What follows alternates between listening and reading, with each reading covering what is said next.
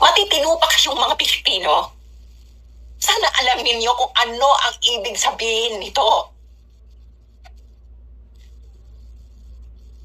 Kung hindi nyo alam ang ibig sabihin nito, mahiya kayo sa pagiging Pilipino ninyo at sa pinaglaban ng mga bayaning namatay sa pakikipaglaban sa mga dayuhan.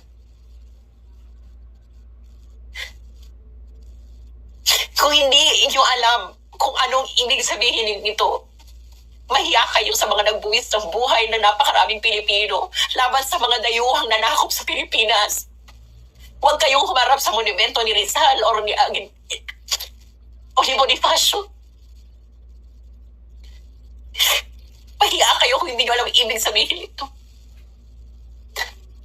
Kayong mga sundalo at mga pulis, mahiya kayo sa ginawa ninyo. Mahiya kayo sa mga ninuno nating nagbuwis ng buhay nila sa makikipaglaban sa mga dayuhan. Nakikita ninyo ang diferensya? Yung puti, pumatay, 300,000, mastermind siya ng invasion of Iraq. Hindi man lang kriminal yung mga nandun. Ayaw i-prosecute ng ICC. Yung presidente ninyo, ang tinutugis ay kriminal, adik, drug pusher. Ang akusasyon, indirect co-conspirator, at least 19 and at least 24.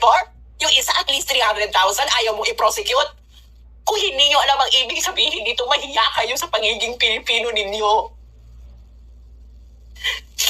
Dahil hindi nyo alam kung anong nangyayari sa mundo at kung anong ginagawa sa inyo ng mga dayuhan. Bilang Asyano at bilang Pilipino.